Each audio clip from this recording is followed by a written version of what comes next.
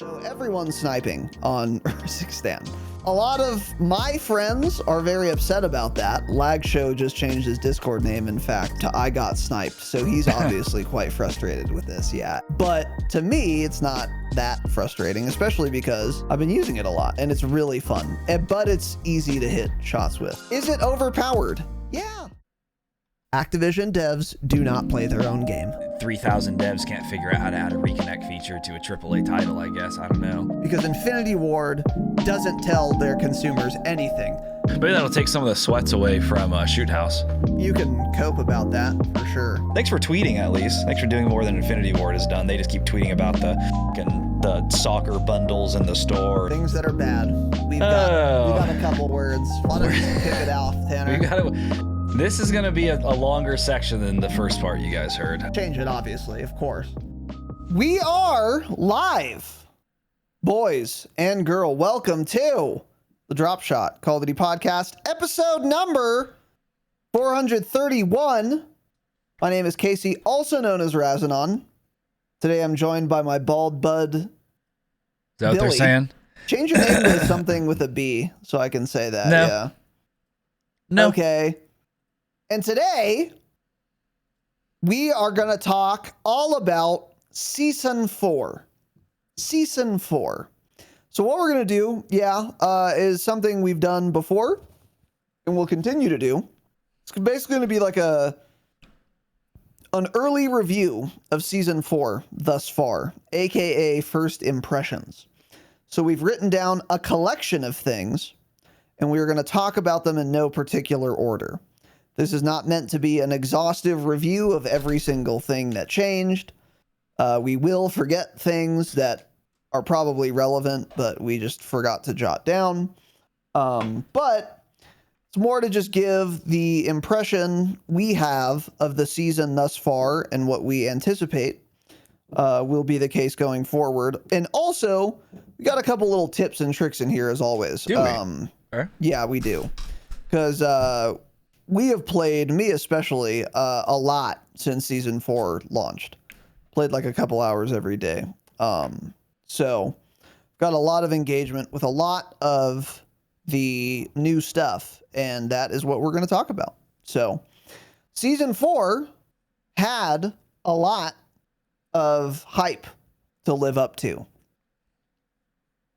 Primarily, not when they released the roadmap, no one cared. And everyone complained, actually, but rather when they tweeted 120 people coming to BR and then the patch notes. Then we were cooking with gas, or that was the thought. And we were very excited to see Season 4, and we expected it to be very, very good. And there was a lot of anticipation. Has it lived up to that? Let's get into it. We'll give you guys our final thoughts at the end here. So yeah, we have a collection of things written down in no particular order. Some are going to be good, bad, or indifferent. So starting off, I miss having my squad assemble bonus lots. I miss it lots. And It's bad that it's gone. And I don't know if it's gone on purpose or not, which is the most frustrating part. I hate when they do that. Especially because Raven is not usually guilty of this, of changing something and then just not mentioning it. Sorry, I had to write something down. Yeah, so that's been weird, and I don't know if it's coming back or not. And I doubly miss having the squad assemble bonus now because they've reduced the amount of money on Urikistan. Yeah. AKA Urzikstan. So that sucks. And I wish I knew if it were coming back or not. And why. I don't know if they're ever going to tell us either. But maybe not. I think we're assuming it's not coming back. Yeah. That's what I'm assuming it's not coming back. Yeah. Because they're really focused now on big map ranked. They wrote a whole to-do about it. So even if it did come back, it wouldn't come back for ranked. That feature is disabled in ranked, and we know that because on ranked resurgence, when we had it in pubs on Rebirth. We did not have it in ranked on Rebirth. So that's why I suspect it is not coming back. Just kind of a shame, but I enjoyed it. And I don't know, not really much else to say other than it was nice just getting 4K off rip. Are you noticing, are you still buying loadout usually before the free loadout? You're typically still getting enough cash together to do that?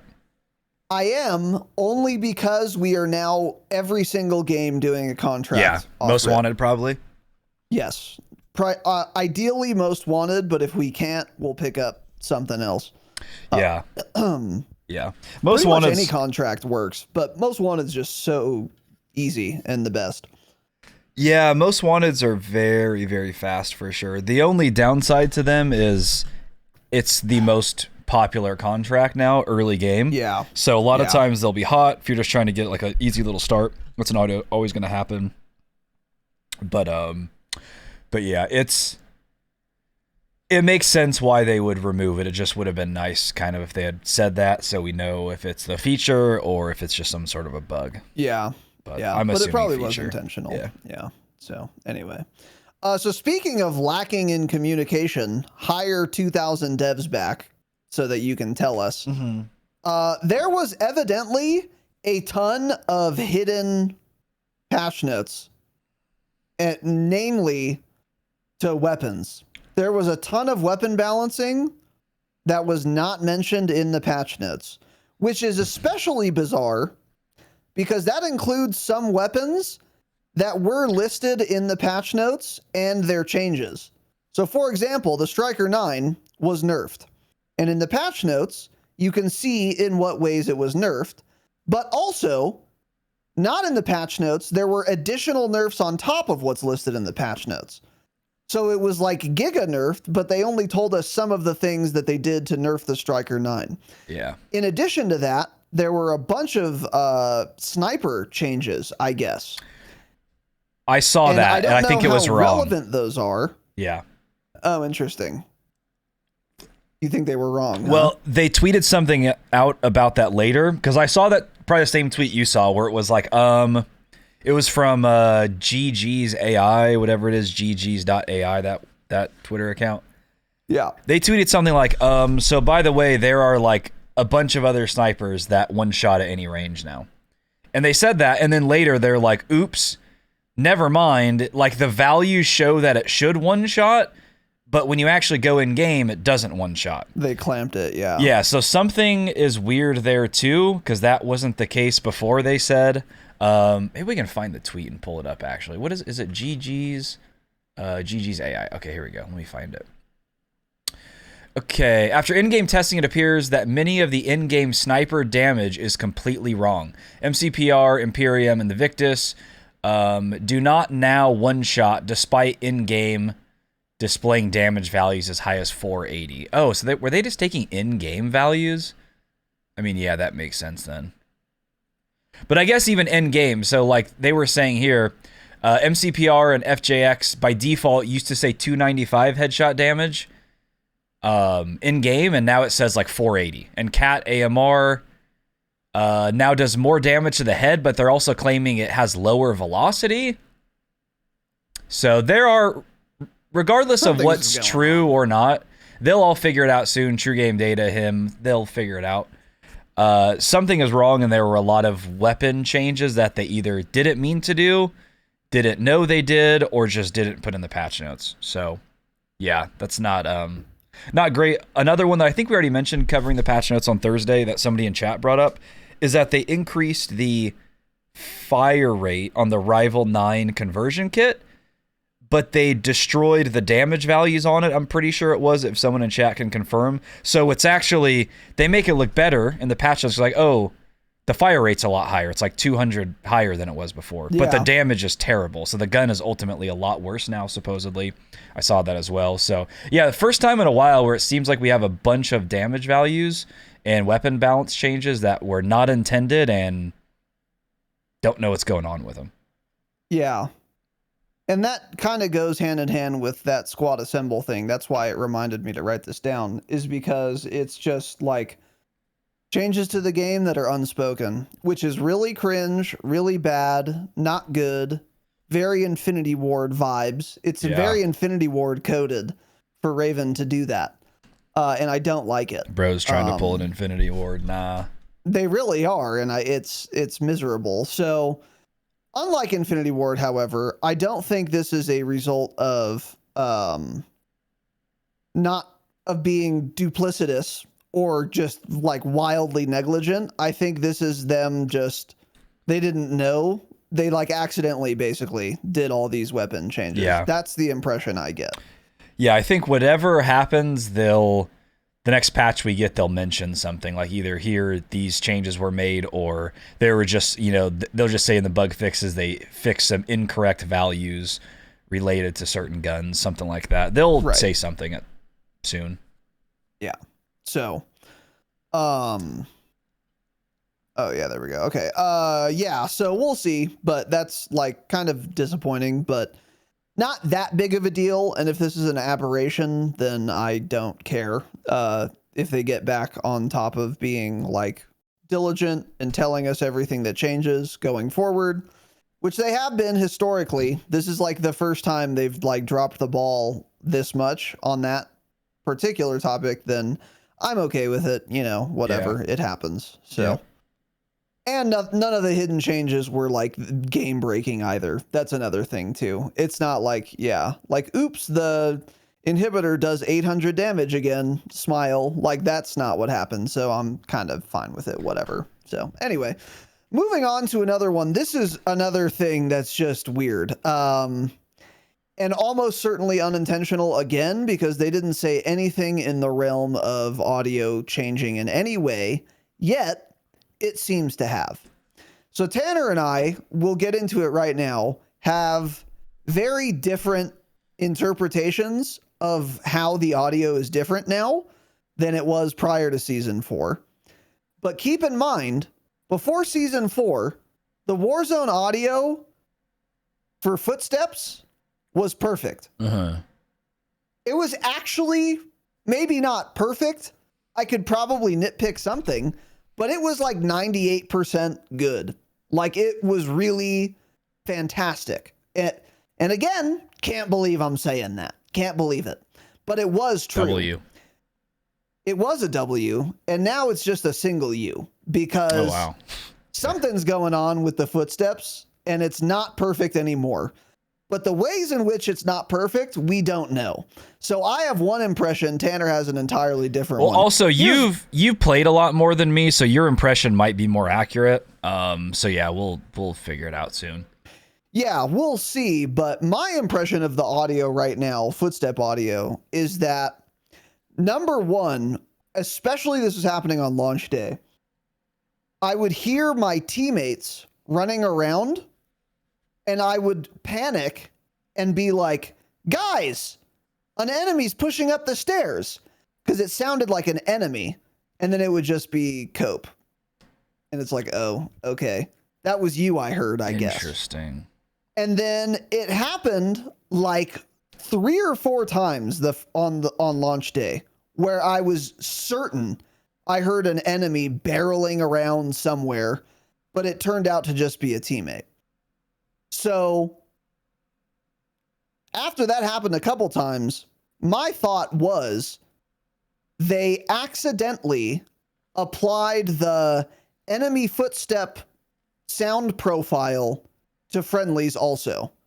Because keep in mind, they made this deliberate change, and they did a great job before Season 4, where friendly footsteps and your own footsteps sound different than enemy footsteps.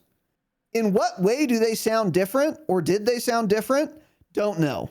I don't know what they did, but you could hear them, and also it was obvious they weren't enemies.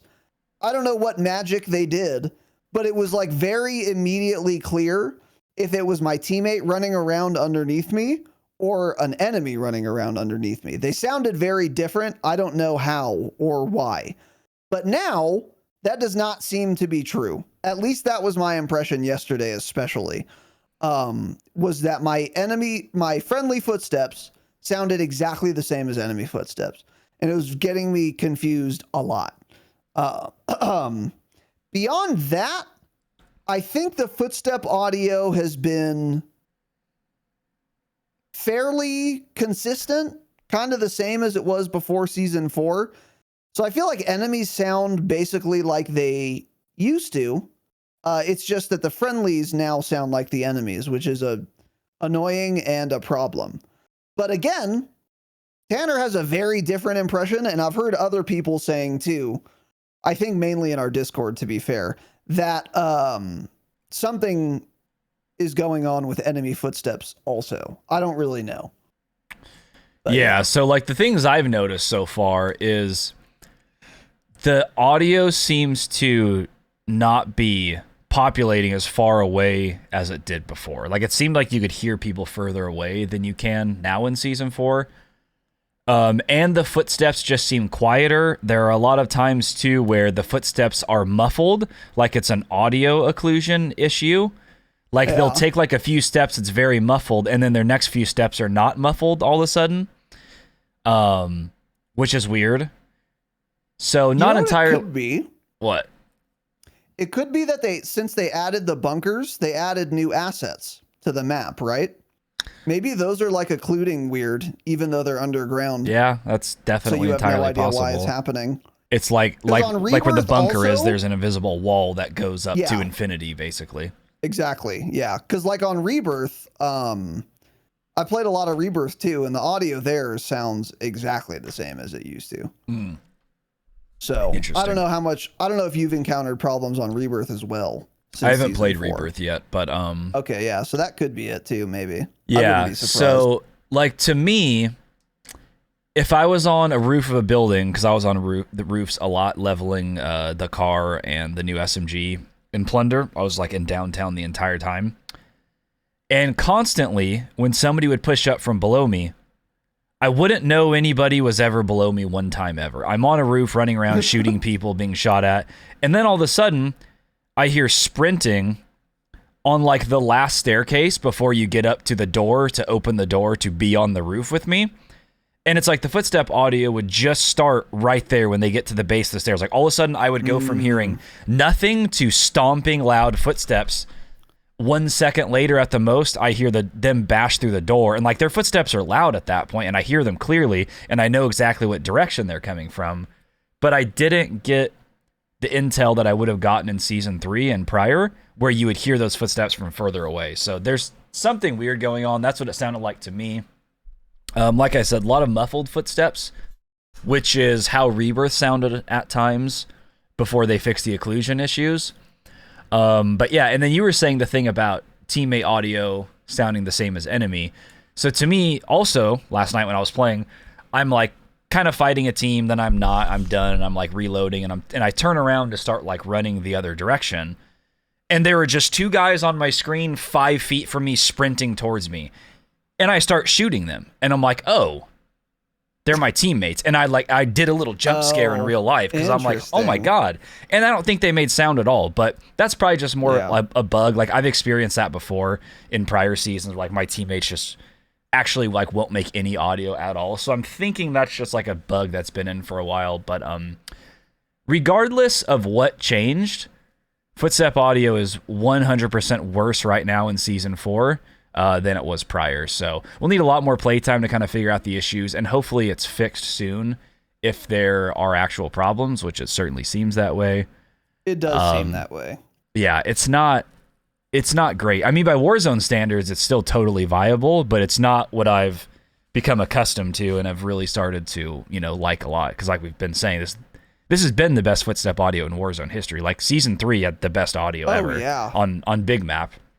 And then once they fix Rebirth, it's good too. So, yeah, hopefully they figure it out and get it fixed. I haven't seen anyone talk about this, but all of like the competitive Warzone players that I follow on Twitter, every single person uses some sort of like audio software or EQ. So they wouldn't notice anyways, because they're hearing a guy stomp around from 400 meters away, and they're hearing a chest that's 800 meters away. So I don't think those people would even notice it probably. But yeah, definitely a problem. Yeah, it's weird. yeah, like, so even though Tanner and I have different impressions of what's going on, we both independently noticed something different and bad with the audio. So I don't know what's going on with the audio, but something is afoot, I think. And by the way, this is one piece of feedback I would very much welcome. Let us know if you've noticed anything different with the audio in a negative way. Because it's possible there isn't an issue, and I don't know, we've gotten unlucky tremendously. I doubt it, but it's possible. Because, yeah, I feel like I'd be seeing more people talking about it if it was... I don't know. I don't know what to think, but I think something is messed up. So anyway, moving on from that, the DG58 LMG was nerfed, and it was nerfed in two ways. Its headshot multiplier went from 1.4 to 1.2. That's the bigger nerf.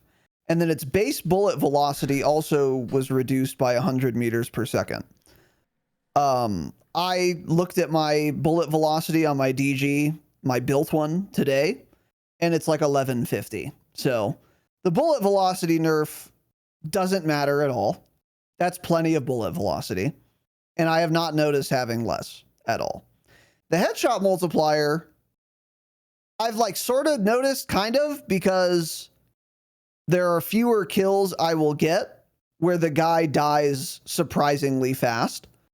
And when that does happen, it's because you're just like happening to land headshots on the guy running away from you, like more than you thought. Yeah. So, in summary, the DG, I think, is absolutely still the meta long-range gun. That's what everyone is still using. And in this case, unlike in the case of Ram 7's 8th nerf, when people still used it, I think it's warranted that people continue to use the DG. I think it is still ultimately the best long-range option. I've tried quite a few guns, and there are some contenders, but I think they all have problems. One of the guns I've tried is the Holger LMG, and because it got buffed, actually, its headshot multi got increased by, I think, 10%. I don't remember, but that was the only change. So its time to kill is like solid, and it has a little better of a headshot multi, so that's good. However, it reloads incredibly slowly, even if you have sleight of hand, and that makes it untenable for me. I think I already mentioned this. Maybe it was on Patreon, but there was a guy that I would have killed if I was using almost any other gun, but my reload was so slow that he got into cover before I finished it. And I was like annoyed. I was like, are you serious, man? So that's kind of an L. I've tried the Holger AR. It's fine, but it has a 40 round mag and also doesn't reload very quick. So I just don't see a reason to use it over a DG, which has 20 more rounds and is equally easy to use. The handling feels about the same too on the Holger AR and the DG. It's not honestly, it's not. Yeah. Neither of them are super quick. Neither of them are super slow. So they kind of fall right in the middle to me. Yeah, agreed. And then another thing I tried, this is an interesting one, is the MW2 AK, the Kastov 7.62. Because I think of every gun that got changed in the patch notes that they wrote down the changes for anyway, the AK was buffed the most, and it was buffed by a lot. So it got 20% more arm, hand, and lower torso multipliers. And then also 4% more leg multiplier. So that's a lot more damage you're going to be doing on average, especially long range, where you'll be shooting arms, hand, and lower torso a lot, especially to people running perpendicular to you far away. That's pretty much all you're hitting. So that was a tremendous buff. And I was like, let's try this sucker.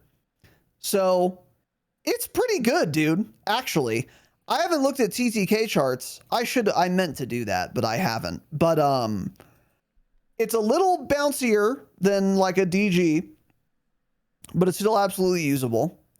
But it feels like it kills really fast, especially inside of its second damage range, which was also buffed from 51 to 57 meters.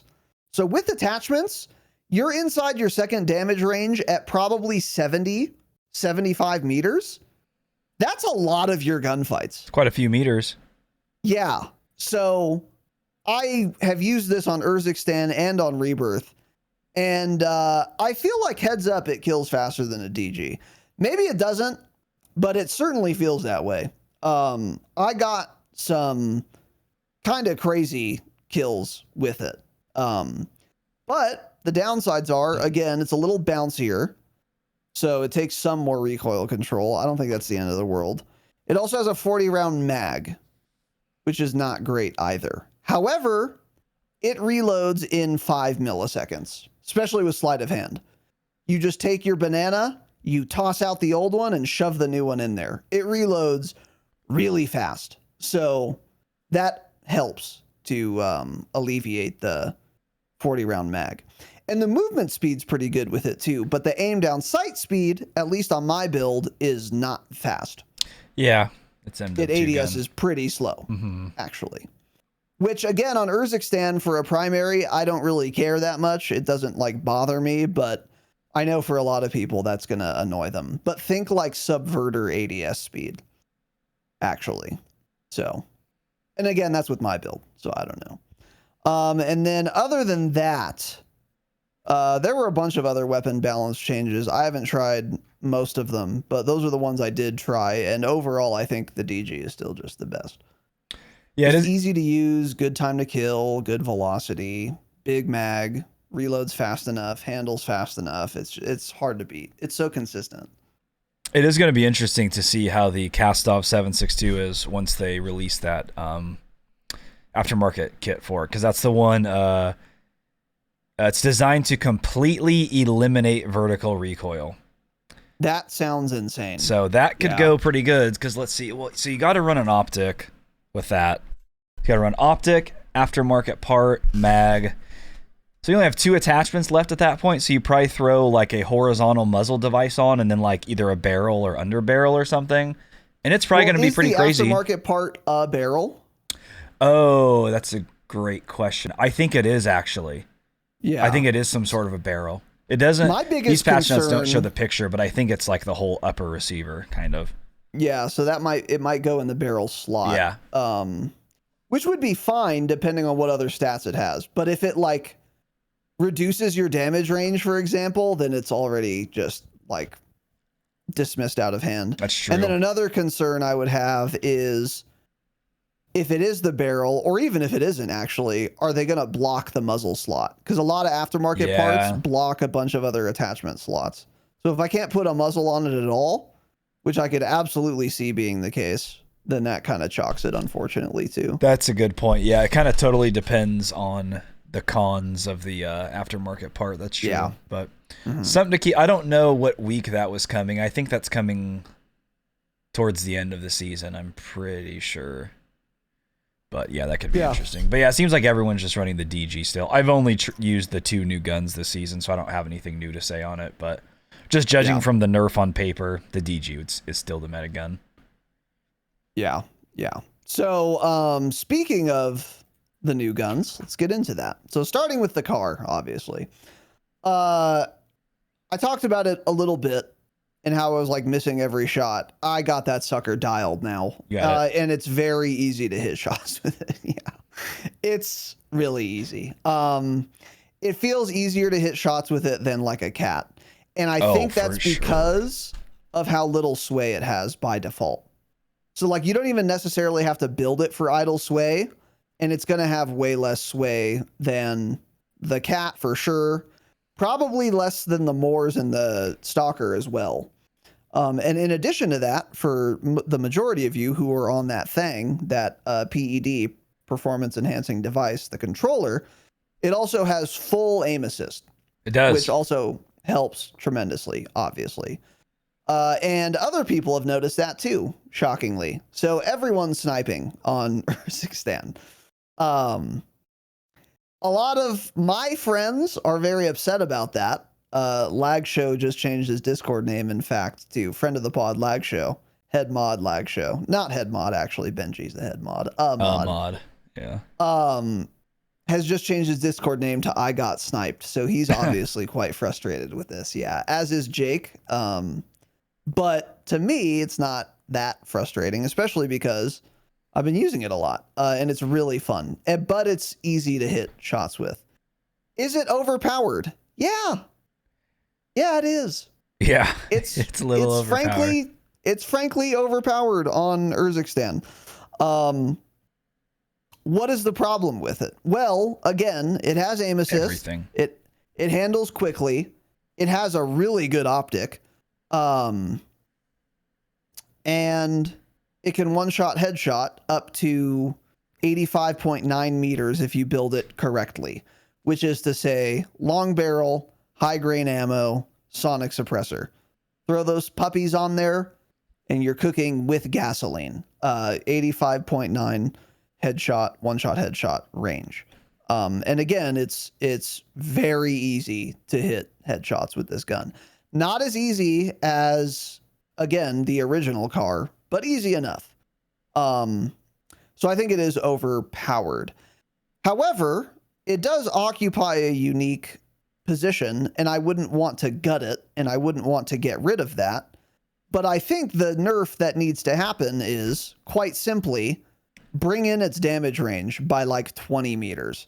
So a full kitted Kar should only be one-shot headshotting to something like 65 meters, not 85. I would say even less. When we, yeah, or maybe even less. Yeah, especially when we have the Stalker, that should be a slower handling but longer effective one-shot range sniper option compared to the Kar. It seems so obvious to me, but they have bundles to sell, so they have not done that. So I don't think they need to really nerf anything on the Kar other than simply the one-shot headshot range. And then I think it would be quite balanced. Because then it would still be really good. It has a lot of benefits, but it wouldn't be kind of disgusting like it is now, especially teams of people using it. Yeah, it's the problem with it is quite literally everything about it. Like, it's overpowered because of everything, but yeah, exactly. I mean, cutting that one-shot damage range like in half would pretty much alleviate the other issues. Yeah, like I was expecting it, if it was a one-shot, for it to be like 40, 50 meters at the most. Yep, that's what we said. The fact that it's like the Stalker, but just way faster and way easier to use, it's very overpowered, yeah. And because it's called the Kar98, everyone uses it. The whole lobby uses it. A lot of people use like 4x scopes, or I'm pretty sure the scope that you unlock with the Kar, the range something, it's called like the range finder. It's like the default Warzone 1 Kar scope. I think that only has medium glint or something. Whatever it is, you don't see glint. And like you had said on Thursday, small. You don't hear the thing. So you don't see glint, you don't hear them. It was hard to find people at times. And that has never been an issue in this game with somebody using a cat or a Stalker even. And then when they're hitting the shot so easily, like they're on another roof 60, 70 meters away, and I'm running back and forth. Also because the thing has aim assist, and he has no glint, and it doesn't make any sound. I don't know where he's at. Yeah. And every time I just pop up somewhere else, he's getting aim drag on me, and it's very easy to use, and he's killing me. So it all makes total sense. It's the Kar. They couldn't release it in a very bad state. They obviously had to make it extremely good. I'm 100% certain this will be nerfed. Don't know how soon. It might not be for a few weeks, but by mid-season, I would hope at the latest, they will nerf this thing. Once people get a lot of time using it. Because also, I guarantee you in like a week, everyone's going to be complaining about it by that point. Everyone's going to be sick of it already. It's not the same game it was back then. Players are a million times better than they were in Warzone 1 when the cat was overpowered. There's just a lot of things different about the game. So the Kar, yeah. The Kar, yeah. But yeah, I mean, like, it ADS is too fast. Its one-shot range to the head is way too far. Its rechambering speed is too fast. It's like the first sniper in this game that doesn't have recoil, basically. So you shoot, and your reticle barely goes above the guy's head, and then you can just get back on target. It has full-blown the amount of aim assist you get from using an SMG at 10 meters or an AR at 30 meters. It well, the reload speeds isn't that crazy. Like everything about it is too good, pretty much. So it'll get nerfed once everyone has their fun with it, I'm pretty sure. But it's very fun when you're using it, but you kind of probably have to use it right now. So when Lag and Jake were complaining, I assume neither of them were using the gun. Of course not. That's what I told them. The thing. Said, pick it up. You guys are on fun that to thing. use, terrible to get hit with. Yeah. Yeah. Mm-hmm. I mean, I can't. Never in this game since Urzikstan dropped have I not been able to find where I'm being shot from as often as I have since this thing came out. And like actually, since it's called the Kar98 and everyone's using it, just wherever you go, you're just getting shot. If it actually had a different name, it would have like a 10% less pick rate in the game. It's because it's called the Kar98. It's so popular. For sure. Yeah, actually, that's actually true. Yeah. And so, yeah, I agree. What else was I going to say? I think there was one more thing. I guess not. It needs to be nerfed, and I think it will. Yeah, I think it will too. The only question I have is in what way will it be nerfed? Because I think there would be a lot of bad ways to nerf it that would be cringe. I think the best way is to just, bring in that one-shot headshot range. Because then there's a place for the stalker. Like, it just annoys me that we have this other sniper that has no purpose. Like, there's no reason to use a stalker at all. It's simply a worse car. Like, it's so dumb. I don't know why they did that, but whatever. Well, I do, yeah. But anyway. So a couple of pro tips for the car, by the way. Pro tip number 1, which we already mentioned, but I'll mention it again. If you do not have any optic on the gun, then your character will use a clip to reload it rather than reloading it one round at a time, because there's no optic mount blocking a clip from being inserted into the internal magazine. So if you have iron sights, which I don't recommend in Warzone, your reload will effectively be way faster. However, there are zoom optics that are pretty good that for whatever reason do not block the, I don't know what you would call that, receiver, mag, loading place. Where you put the little clip in the top. Yeah, whatever. Whatever you put the rounds in, there are zoom optics that don't block it. So some of them do. The best one, in my opinion, does block it. The range viewer or whatever.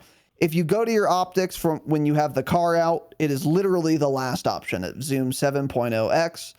Fantastic bezel, fantastic reticle, zooms the perfect amount. It's great.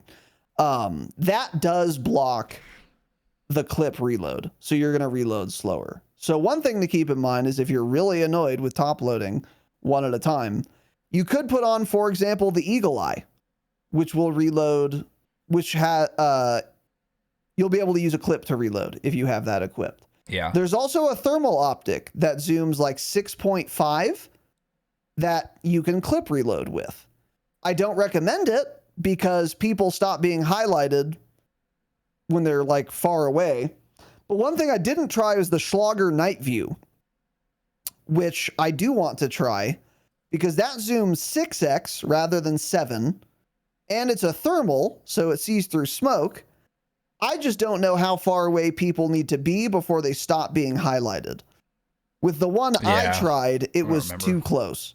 But with the Schlager Night View in Warzone 2, people were highlighted extremely far away, which makes me actually want to try the Schlager Night View, especially if you can get a clip reload with it, which I don't know if you can or not.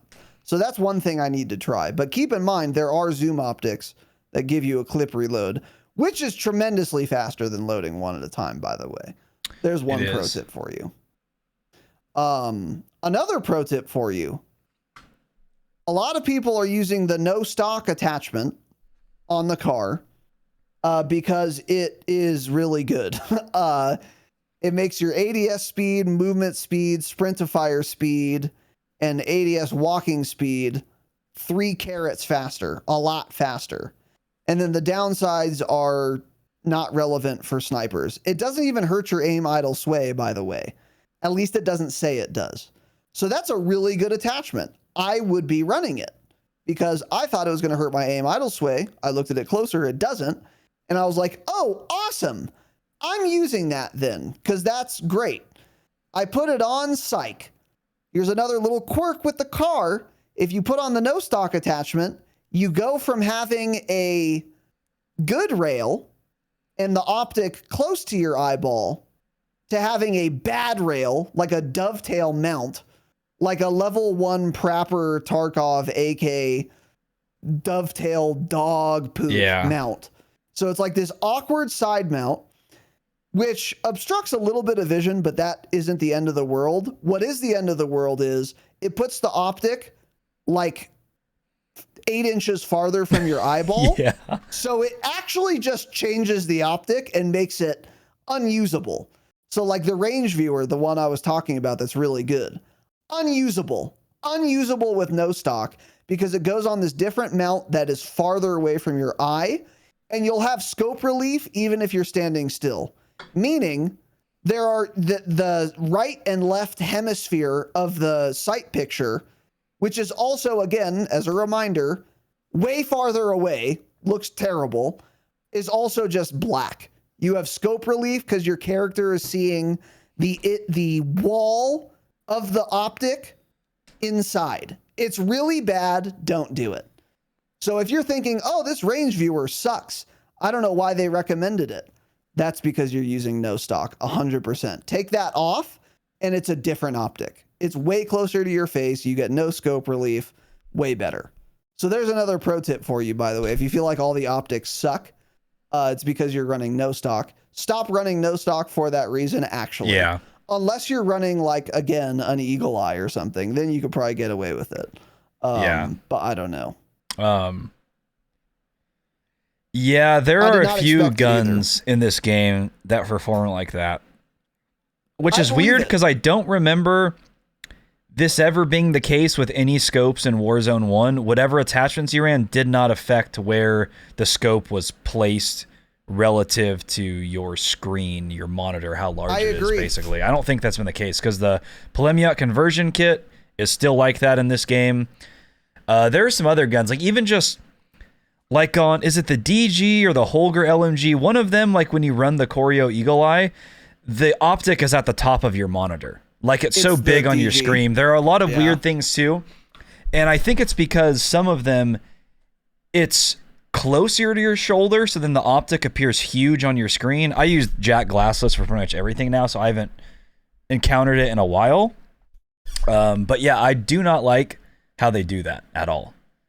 Yeah, because it's very, very dumb. They just completely ruin an attachment, no stock, by making it perform that way.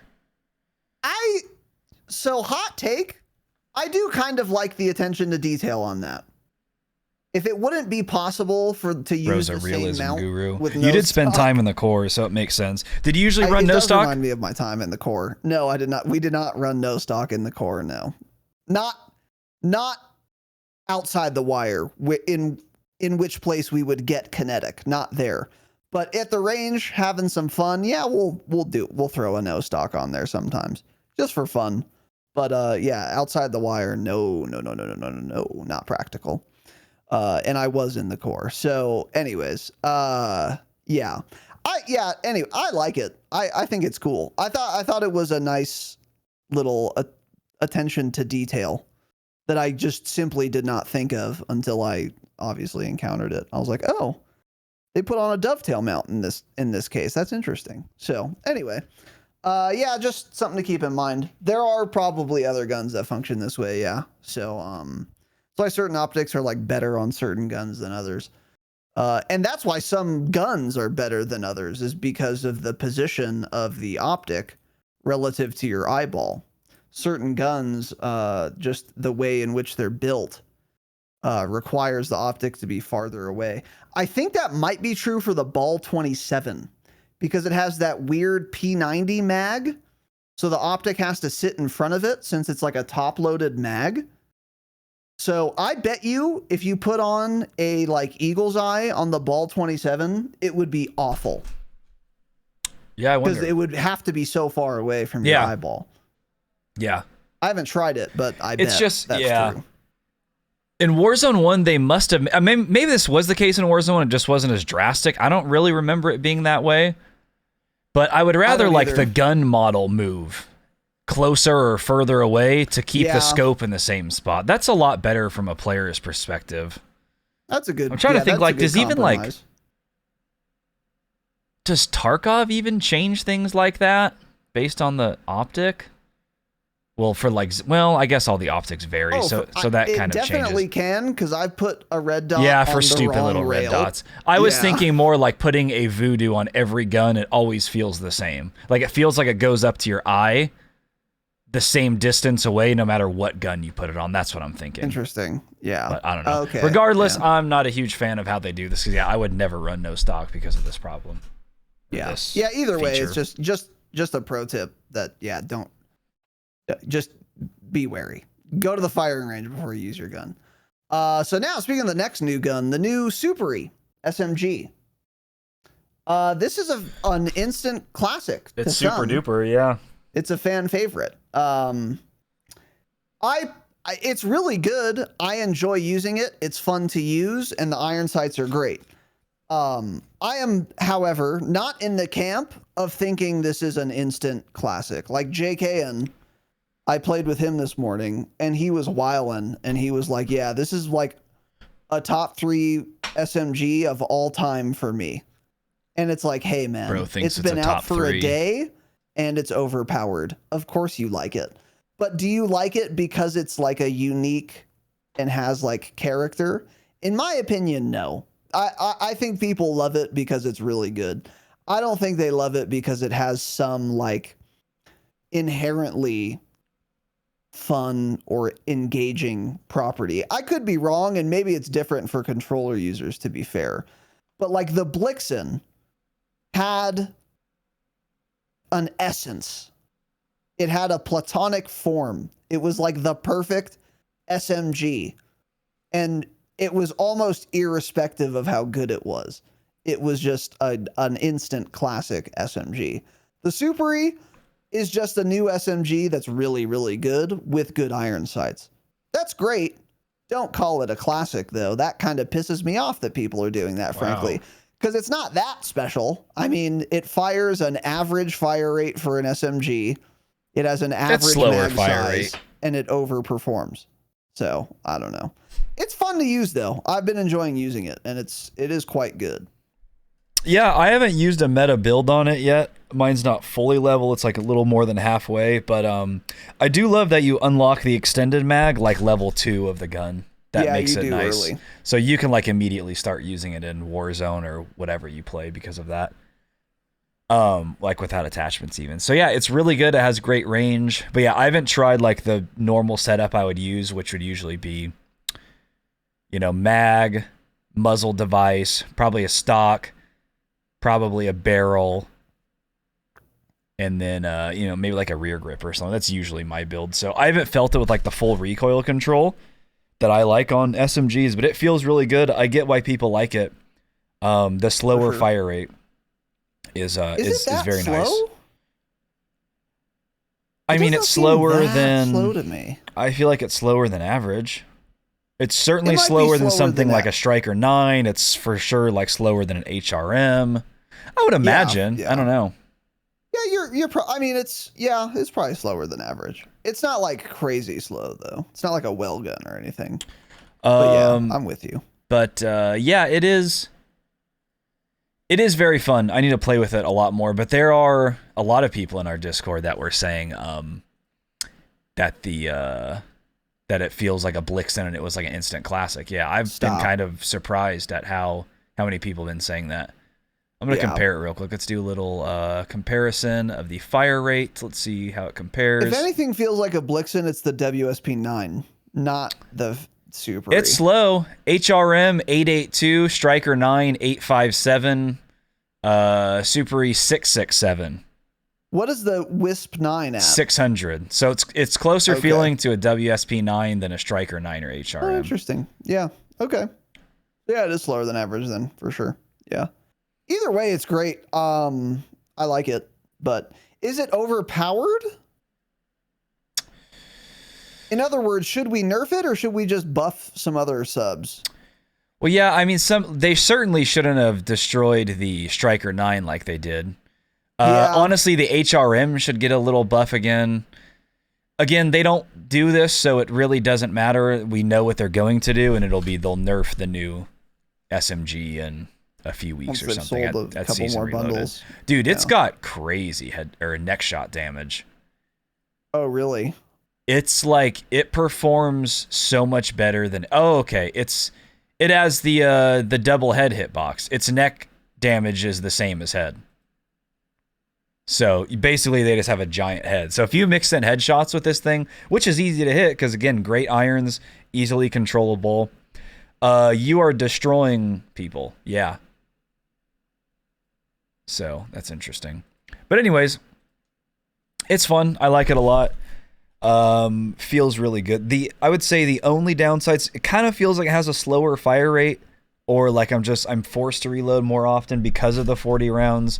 Even though it's not a fast fire rate, when you get to like 15, 20 bullets, I want to reload every time, even if I don't need to, because the fire rate's slow enough that that's still a down or two. I feel like I have to, so it just seems like I'm constantly reloading, and the reload speed isn't great. So, but yeah, very, very popular.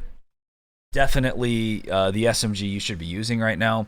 After that, now, I don't even know. I guess it'd be the WSP9 I would use, but yeah, until they fix the Striker 9 again, I don't think that's worth running at all. So they just definitely need to, like we just said, they need to buff some of these guns. It's so annoying how they just nerf throughout the year, and then you end the year with a lot slower time to kill and guns that just don't feel as fun to use anymore. But unfortunately, that's just like their strategy for guns, basically.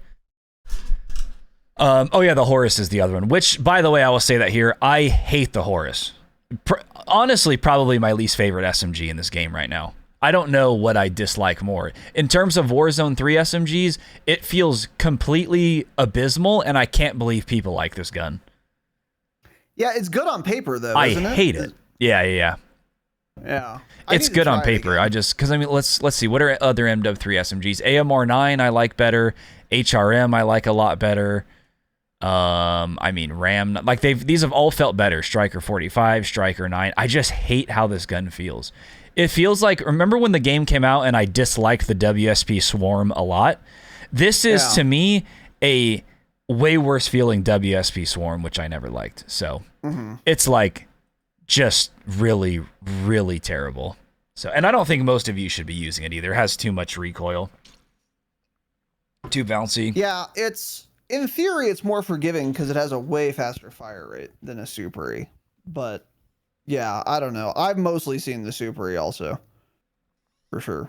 So yeah, but if you like the faster fire rate subs, I think that's your only option right now is the Horus. And then if you want a slower fire rate one, yeah, Super E or WSP 9. But anyway, yeah, it's cool. It's here. So yeah.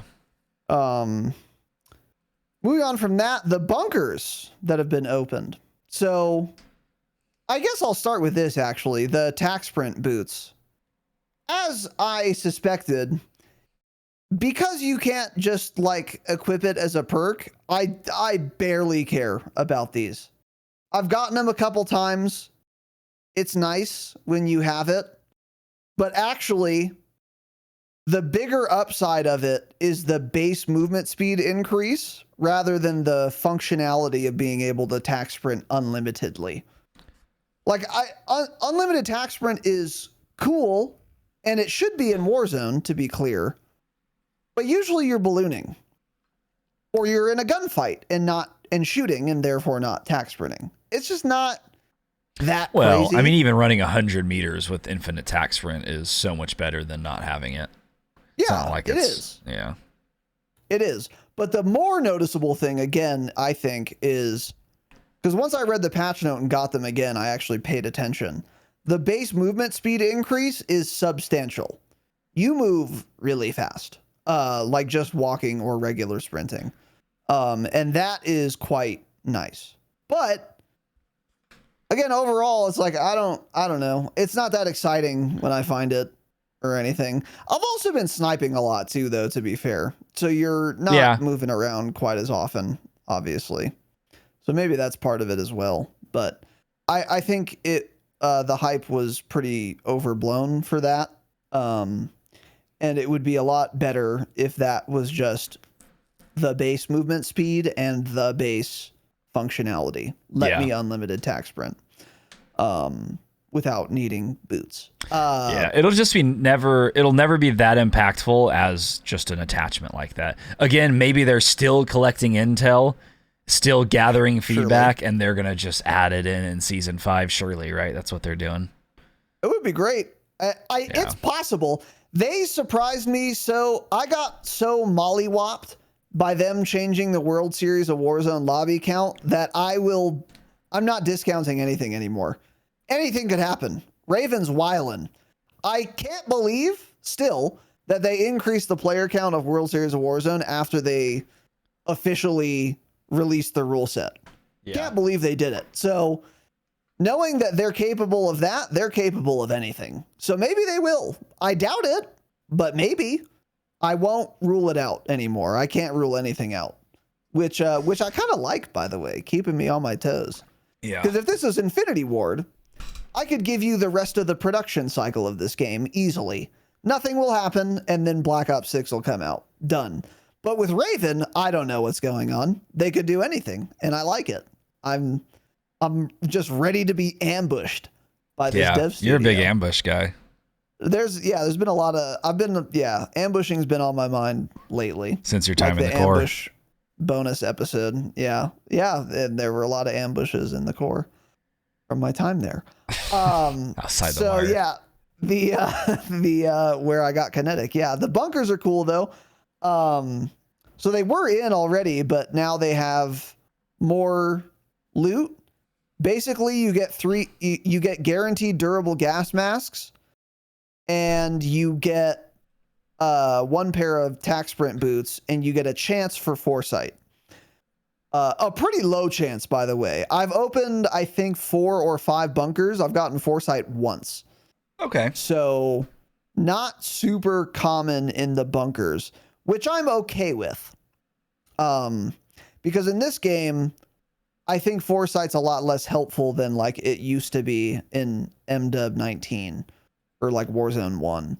And I think that's because snipers aren't as good anymore, frankly. And camping is not as effective as it used to be in Warzone 1 either. So, yeah. And then the big thing with the bunkers that I think is actually the coolest, and which is also a very nice kind of side benefit for people who do not open bunkers even, is we basically just got more balloons, because they said in the patch notes that bunkers are going to have secondary exfil hatches or whatever. What they didn't mention is that those hatches are going to be balloons. So you go from in the bunker, you rappel up, and then you're taking a balloon, just like the normal balloons we already have. So we essentially got a couple balloons added. The caveat being, the balloon is not accessible until someone opens the bunker. But once they do, there's a new balloon on the map that anyone can use. And we've actually used this a lot. So for example, there is a buy station currently to the west of Cargo. If you're at Cargo and you go west, you go up the hill, there's like the house. And then you keep going up the hill, and there's the other house that's like on the top. It's next to the radio tower. It's got a buy station there, and it's got a Jaeger stash as well. Really prime location to be. There would not be a balloon there, but for the bunker, which if you just go right down the hill toward Cargo for 50 meters, there is a hatch that has that's the bunker exit balloon. And so if someone's opened that bunker, further west is where the front door of it is, then you now have a balloon there that really changes how that area plays, actually. And that's really cool, because that's true for all the bunker balloons. So even if you're not going in the bunker, you did get some like useful content added to your game in the form of extra balloons and interesting new spots. That is like really a slept on kind of consequence of these bunkers that I actually think is more relevant than foresight and durable gas masks, frankly.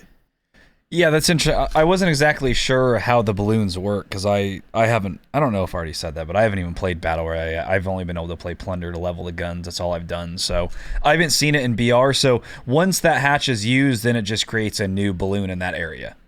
Exactly, yeah. Okay. The hatch is closed at the beginning, and then if someone opens the bunker, it opens, and then there's a balloon there for the rest of the game. That's fantastic. Okay. It's cool. I didn't realize. It's very cool. I was thinking, I guess, I don't know, that the bunkers were so deep that you took a balloon and once you hit the surface, basically, you get flung off it or something like that, and you just go up really high. So it's just a regular like an extra balloon. Long, okay. It's a regular balloon, but because it starts underground, it's an extra long one. But yeah, like it's a fun little ride, huh? The height that you get launched from is the same as any other balloon. Okay. So yeah, you can like jump down the hatch and then rappel up, or you can just like rappel straight from the top, or you can obviously rappel from inside the bunker. It's really cool. It's really handy. Oh, that's a good point too. You should be able to shoot them down.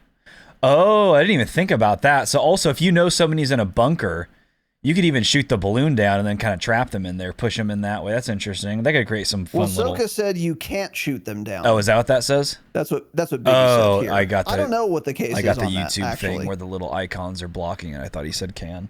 Got it, yeah. Interesting. Yeah. I don't know if you can shoot them down or not. That's an interesting detail if you can't. Yeah, that is. I think it's probably good that you can't, if that's true. Which I believe, Biggie. That's not absolute. Because then you could just farm people in bunkers. Yeah. So. Interesting. But yeah, they're great. They're really cool. So anyway. So now on to one other thing before we get to the big thing, I think. The money situation. So I've already mentioned this on Thursday. And I'll say it again. It is absolutely not as trivially easy to buy a loadout right away on Big Map. And as I said before, prior to Season 4, we would never do a contract off rip unless we like happened to find a bounty or something. It wasn't required at all. You could easily just loot around an area, especially with the squad assemble bonus, get enough cash inside of 90 seconds comfortably, and then buy a loadout. Now that is not true.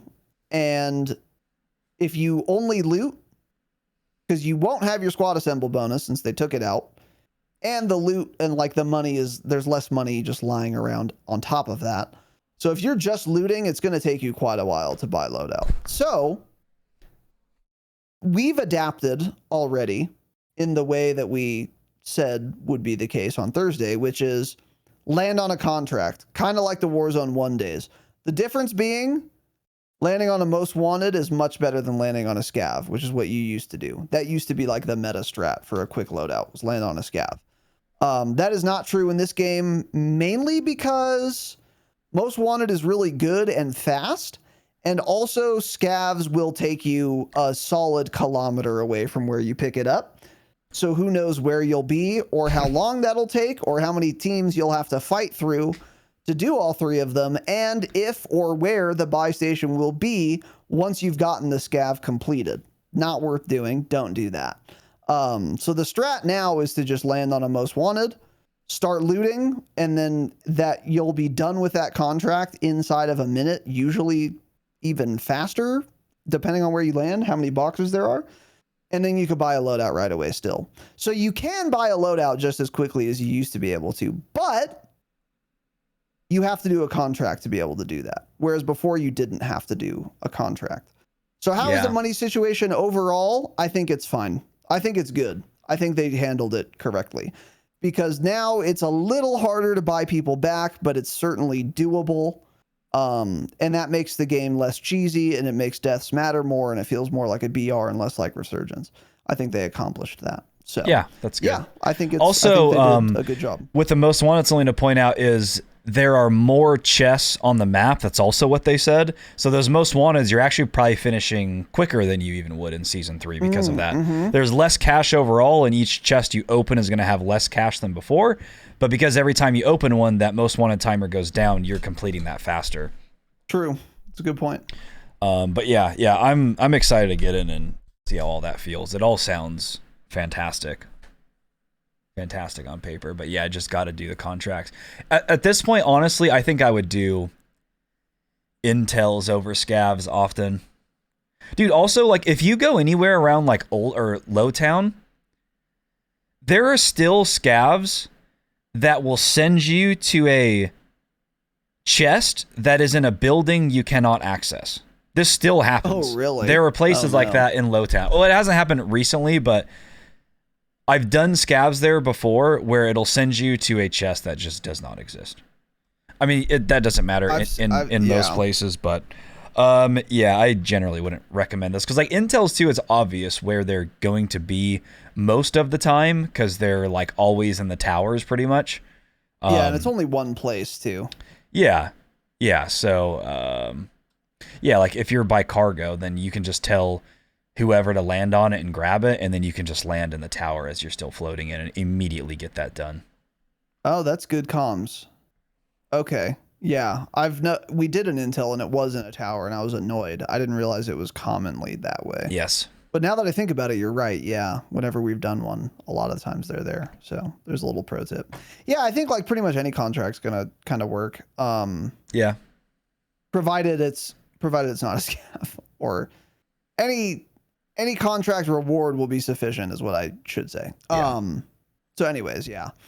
That's good. And on top of that, also, it really does feel more like a BR. So they said like they reduced the number of flares, and self-reses and redeploy packs and redeploy tokens.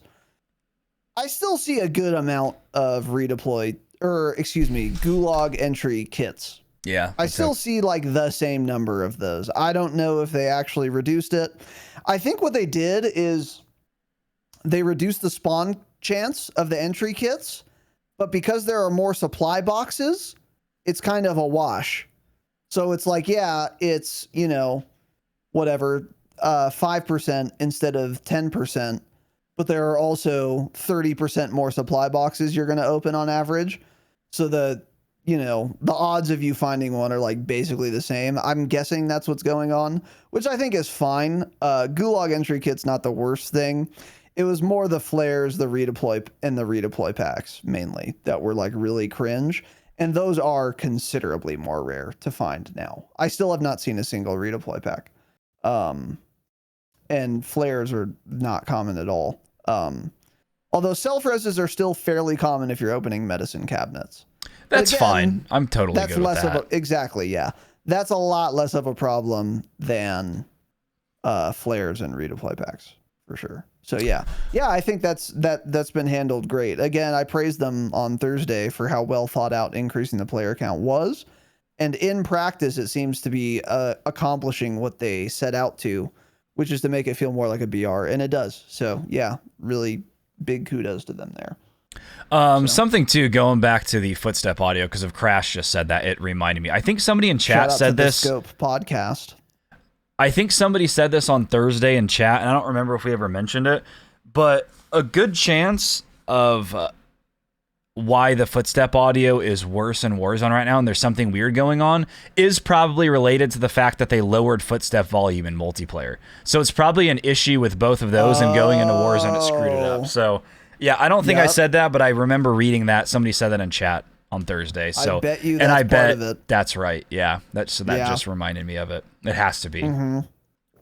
Remember, that's what happened with commando gloves. They changed the functionality in multiplayer and they forgot that was going to apply to Warzone. So I would not be surprised at all. Yeah. Yeah. That's a good point. That's a travesty if that's true, and they need to fix it. So anyway. Moving on to the high loot zones. Okay.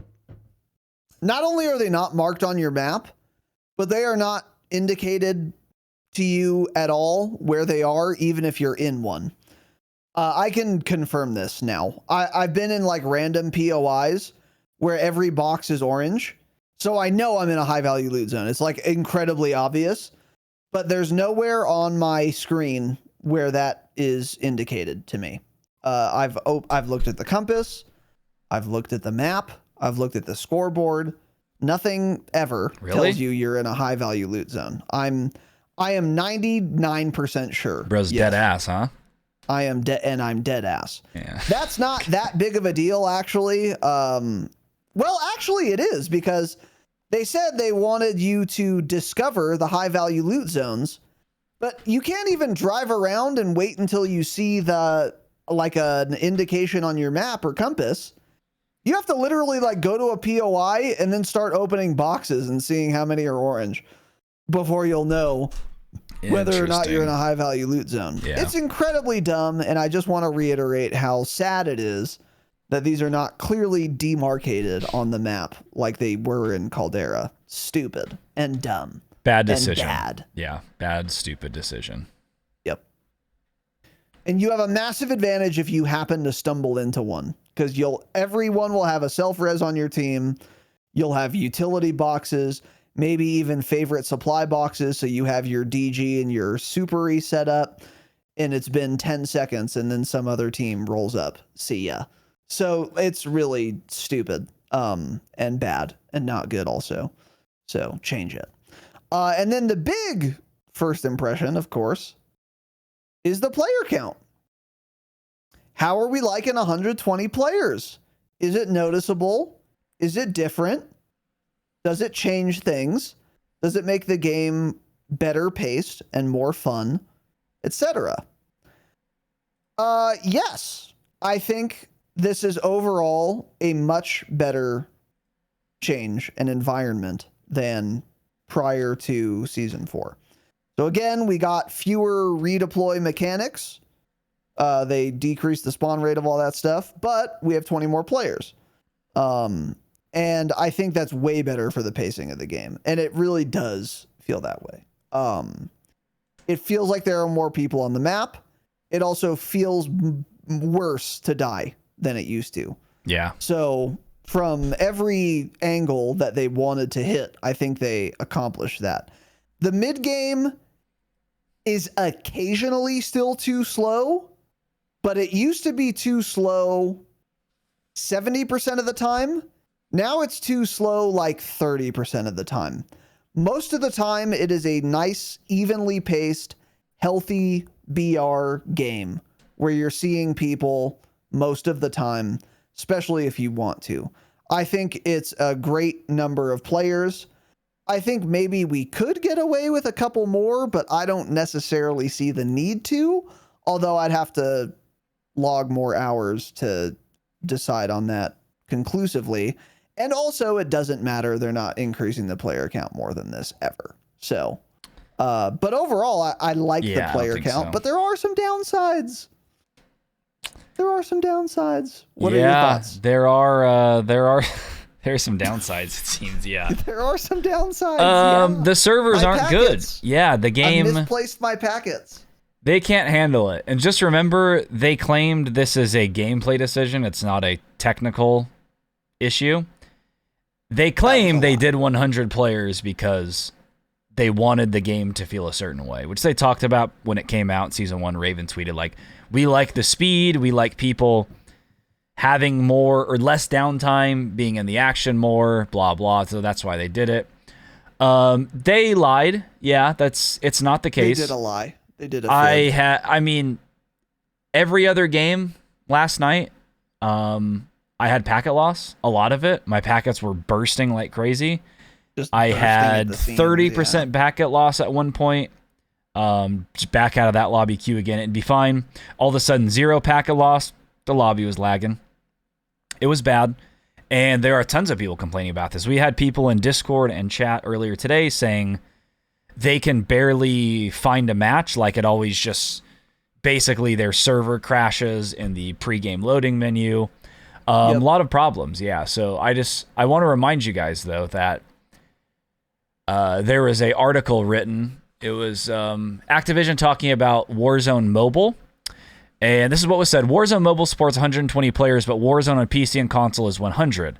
How do you reconcile that mobile, which you think of as a less powerful platform, is able to have more players than the console and PC? And this is what some guy at Activision had to say, Chris Plummer. I think it's important to point out that this isn't the technical limitation in any direction. In any direction. There are design choices. So the Call of Duty technology supports lots of players. That's what they say.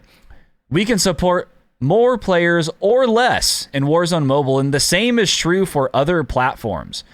The reason you see certain player configurations is purely through design decisions that are made based on checking out how people are playing, where the pockets of action are, and where certain things happen on the journey of playing the map, blah, blah. He lied. Just know that. Chris Plummer is a liar. If you ever see him, say correct. You are a liar. They can't handle it, and I don't understand how. We've pointed this out. Jake said it earlier today, too. He was like, I don't get how we had 150 for years, and then we had 100 with worse performing servers. And then now we have 120 with even worse. Don't know what happened, like really. I don't know why it's so bad now. We didn't used to have server issues at all when the game was twice as popular than it is now, 3 times more as popular, way more people on it, 150 player servers. Don't know what it is, but fix it. Yeah. That's the big downside, is the server performance. So what I don't know what to expect going forward. That's my big thing. So, by the way, I have encountered the server issues only a couple times. It has not been that bad for me.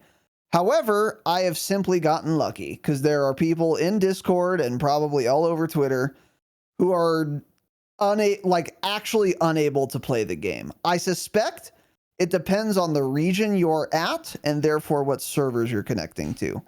The servers I connect to are probably the ones that are not on fire yet. And some people, they can't. They're trying to connect to servers that are a blazing inferno. So it just doesn't work. So that's a big problem, and it's really scary for them because they can't just go back to 100 now. There is no shot they would get away with that. The backlash would be outrageous, especially because they've committed the World Series of Warzone to being 120 players. There's no shot they're like, sorry, our servers suck, we're going back to 100. We suck. They can't do it, but that means their only option is to fix it. Can they? No. Hopefully. No. Hopefully, because it's not just like an occasional problem for a lot of people. It is more often than not the server won't work for a lot of people. So this is an intractable problem that has to be cured. Mm-hmm. It is not something you can just leave in like, oh, everyone's crashing 5% of their games. Okay, I wouldn't love that, but if they left that in, it would still be like a playable game. But that's not the case. For some people, it's like, oh, 50, 60% of my lobbies won't start because the server crashes in the pregame lobby. So they're going to have to find a solution, and I'm curious what they're going to do and when. How do you fix server issues? Because that's another thing. Server issues are not a development problem. They are an infrastructural problem. Do they have the servers to fix them? Do they have the capability to repair or fix the affected servers? I have no idea. This isn't like a bug like the commando glove reloading thing where you just need some devs to like look at the code.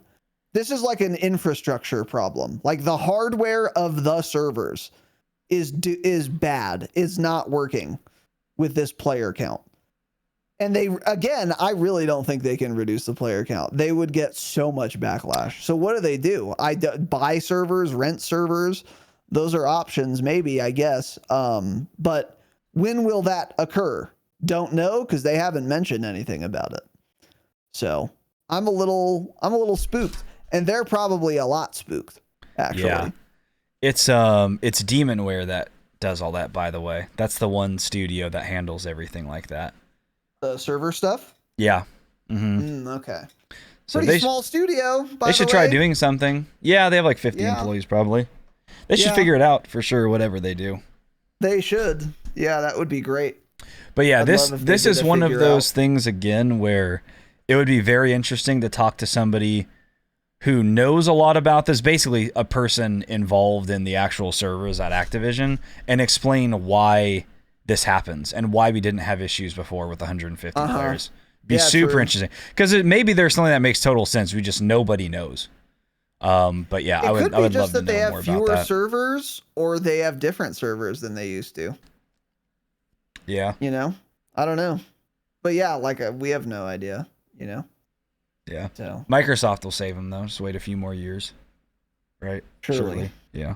Surely. So, but overall, besides that, so we'll see what they do. They're gonna have to figure something out, and they're gonna have to do it soon. So I think they will. It's just, what is that gonna look like? I don't know. I think they're gonna have to just rent servers. If I'm understanding what a server issue is correctly, then they're simply gonna have to like just rent some more servers than they do now. Do a rental, yeah. Like I can give them some rental companies that they could try, yeah. Amazon has 1 billion servers that they rent out to a ton of people, including like Kick, for example. So they probably could rent some, but that's cutting into the bottom line a lot, I would imagine. So I don't know what they're going to do, but whatever. Besides that, though, overall, Season 4, W or L? Oh, and by the way, I played Rebirth a lot, again, just to reiterate, because I think I actually did mention that. And it's fun. But it feels largely the same as it did prior to Season 4. And I'm okay with that, because Rebirth got all the content in Season 3. So Rebirth feels pretty much exactly the same as it did before Season 4, with the exception of the gun meta being slightly different. But that's okay, because Rebirth was really quite good before Season 4. So that's fine. And then Urzikstan feels much better and more fun. Kar's a little OP, but I'm also using one, so it's not that bad for me. And then a lot of the stuff we got is cool. The high value loot zones, they dropped the ball on that. But besides that, I mean, the player count being increased when the server does work is great. The pacing is really good. The dying matters more again. The bunker extra balloons is very cool. And I'm having a lot of fun, which is really nice to see. So I think Season 4 accomplished its goals, and I look forward to what we will get in Season 4 Reloaded, if anything, really. And then particularly Season 5 and then Blop 6. And are we going to get ranked? Big map. And if so, when? Because they did allude to that. So overall, W season. And I'm glad Urzikstan got some love. It needed it. Yeah, this is like a good season for everybody, because if you play Big Map BR, you're probably liking it a lot. For sure, a lot better than last season. And if you're a Rebirth player, you're still liking it because your map's still in the game and it's the same way it is, and so is Ranked Rebirth if you like that. So this is like perfect for everybody. Only complaint right now that I know a lot of people have is the fact that there is no permanent Rebirth playlist. You have to play rotation, so you gotta play Fortune's Keep, which is the worst Resurgence map ever made, and Vondel, which a lot of people don't like anymore. So yeah, you know. Yep. But yeah, really good season. I'm excited to play it a lot. I think I'm gonna have a lot of fun this entire season. Really looking forward to it. For sure. So, all right, boys and girls, that is it. On the topic of announcements, don't really have any. We had a great Damascus hangout yesterday. That was fun and exciting. If you're a Damascus patron, we do that every month. We didn't announce it in episodes, so sorry if you missed it. But if you did miss it, that's why you need to join the Discord, because the events are listed there. And for next week, we will have our schedule posted in Discord, on Twitter at the Dropshot Pod, and on YouTube as well. So follow us on all that stuff. Love you guys. Thanks. Please sign up for the patreon.com/thedropshot. Stay humble. Stay humble.